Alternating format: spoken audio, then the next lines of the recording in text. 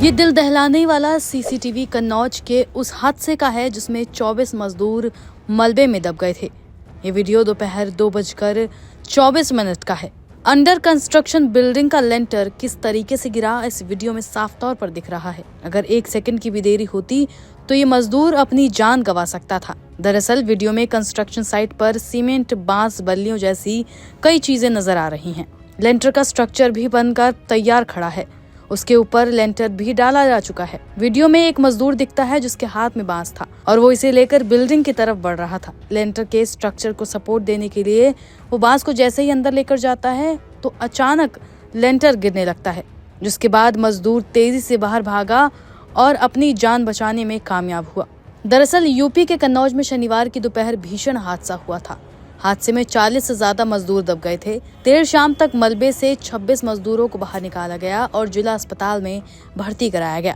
7 गंभीर घायलों में 3 को KGU-MU लखनऊ रेफर कर दिया गया है। लेंटर गिरते ही ठेकेदार मौके से फरार हो गया। मलबे में करीब 14 से ज्यादा मजदूरों के दबे होने की अभी भी आशंका है।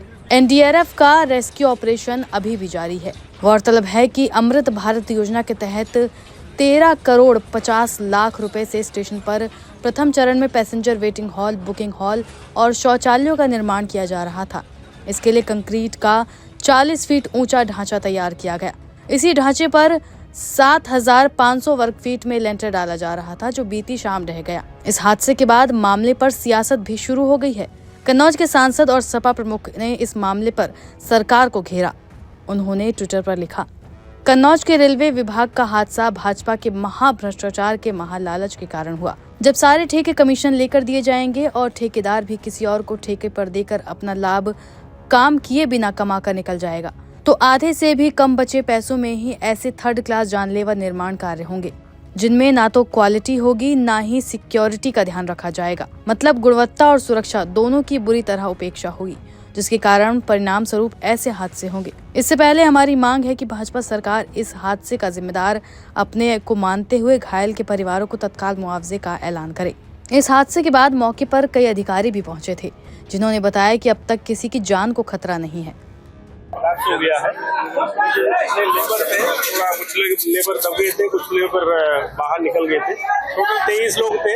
23 में 5 लोग थोड़ा घायल ज्यादा था, बट आउट ऑफ डेंजर था। अभी भी हम टीमों से बात किया है, हेड इंजरी किसी का नहीं है। टोटल 23 लोग घायल हुए थे, उसमें 3-4 लोग इंजरी थोड़ा गंभीर हालत में है, बट आउट ऑफ डेंजर है। हेड इंजरी नहीं है, CT हो गया और स्कैन भी हो गया। तो कटिंग करा के सब निकलवा रहे हैं।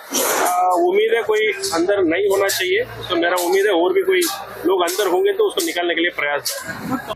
बता दें कि मौके पर मौजूद लोगों ने इस घटना को देखा और बताया कि कैसे चंद सेकंड में पूरी बिल्डिंग ढेर हो गई।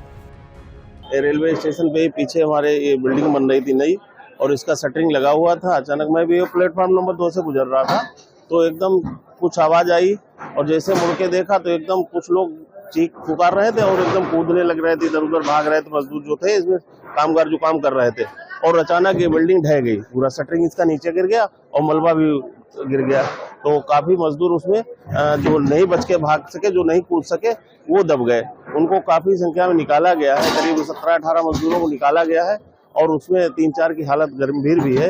अभी भी प्रशासन की तरफ से राहत और बचाव कार्य तेजी से चल रहा है। स्थानीय लोगों ने भी इसमें बढ़ चढ़ के हिस्सा लिया। कहीं न कहीं ठेकेदार जो कामगार संस्था है उसकी लापरवाही तो है ही निश्चित रूप से, कि उसने मजबूत शटरिंग नहीं दिया या उसकी बिल्डिंग का असेसमेंट नहीं था उसको लोड का, और जिसका परिणाम स्वरूप है कि ये बिल्डिंग नीचे गिर गई, हादसा हो गया।